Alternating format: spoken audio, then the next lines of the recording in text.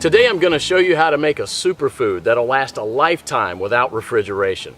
And it's so nutritious, you'll never have to stockpile another food. The food's called pemmican, and it was widely in use by the natives of North America and also by the Western explorers who would go for months without contact with civilization. In the 19th century, even British soldiers had an iron ration of 4 ounces of pemmican. Many of these iron rations were found intact and edible as much as 50 years later. So let's just avert our gaze from modern survival thinking for a minute, and let's think about how the guys who explored the West 150 years ago did it. Now that's exactly the kind of stuff I found in this 350-page book called The Lost Ways. It's probably the only survival book I've actually enjoyed reading, and you won't believe the survival things we've lost to history. Now I found the pemmican recipe on page 48, and I decided to give it a go. Natives used whatever was available to them at the time. Bison, elk, moose, deer, but nowadays people just use what they can buy. You just need to remember to select a low-fat red meat, and beef is perfect for this. So you'll need 6 pounds of beef, 2 pounds of rendered beef tallow, and 1/3 cup of strawberries or blueberries. And that's it. Don't include nuts, seeds, vegetable oils, grains, beans, or dairy products of any kind. Now the first step is to dry the meat and blueberries. First you need to slice the meat very thin. You can use a very sharp knife like this one, or you can keep the beef in the freezer a few hours before slicing it.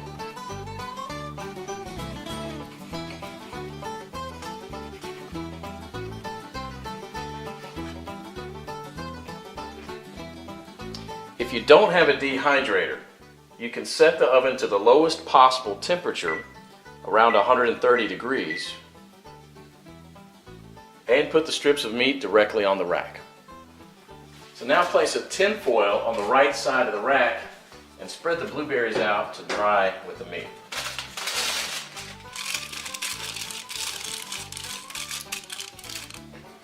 Place the rack back inside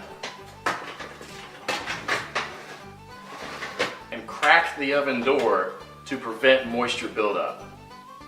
Let this dry for about 15 hours or until it's crispy. 150 years ago, people dried their meat by building a wooden pyramid over a small fire and hanging the meat slices on that. After 15 hours, this is what you should get. Toss it in the food processor until it becomes a powder. Do the same with the blueberries. In the old days, they grind it with a rock to crush it into a powder. Generally, well-dried meat will weigh just slightly less than 1/3 of its raw weight. Therefore, 6 pounds of raw lean meat will yield about 2 pounds of thoroughly dehydrated meat. For our next step, we need to cut the fat into small pieces about a 1/2 inch square.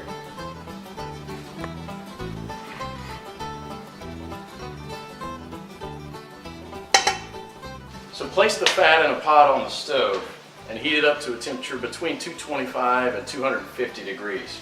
And you don't gain anything from getting it any hotter than that, other than destroying the fatty acids, which we want to do as little as possible.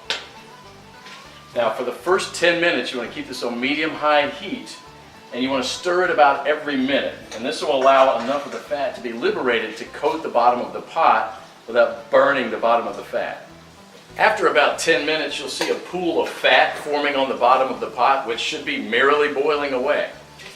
You can rest a little bit now and stir it maybe only every 5 minutes, just to keep things well mixed. After about 30 minutes, the liquid fat should have risen enough to cover the chunks, and it should look like a rolling boil. So as this liquid rises, you can go ahead and lower the temperature down to about 230. After about an hour, the major boiling action will have stopped, and there'll just be small bubbles rising from the fat. About 90% of the cracklings will be a chestnut brown in color.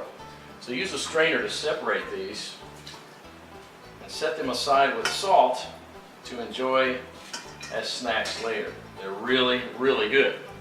And if you don't like them or don't want to eat them, you can set them aside to cool for dog treats. They're good. See, you want one? Come here. We now have to weigh the amount of ground meat and the amount of rendered animal fat. We have to have the same quantities, so you'll probably have to remove some of the excess fat. Place the remaining fat on the stove. Keep it about 120 degrees. Mix the shredded meat into the melted fat and stir it until it's well blended.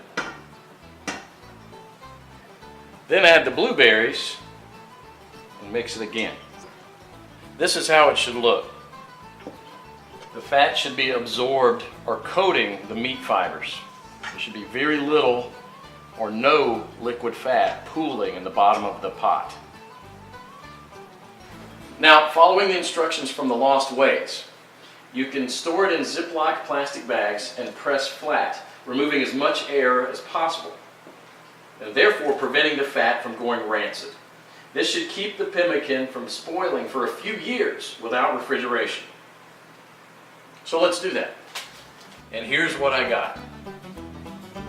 Pemmican is the ultimate survival food, no matter if you want to bug out or bug in. 10 pounds of pemmican would supply food for 2 full weeks of camping activities at 3/4 of a pound per day, providing 2,200 calories. In survival mode, the same 10 pounds of pemmican would supply energy for almost a full month. This was just one awesome chapter in the Lost Ways, but you won't believe the survival skills we've lost to history. And that's what this book is all about, saving our forefathers' skills.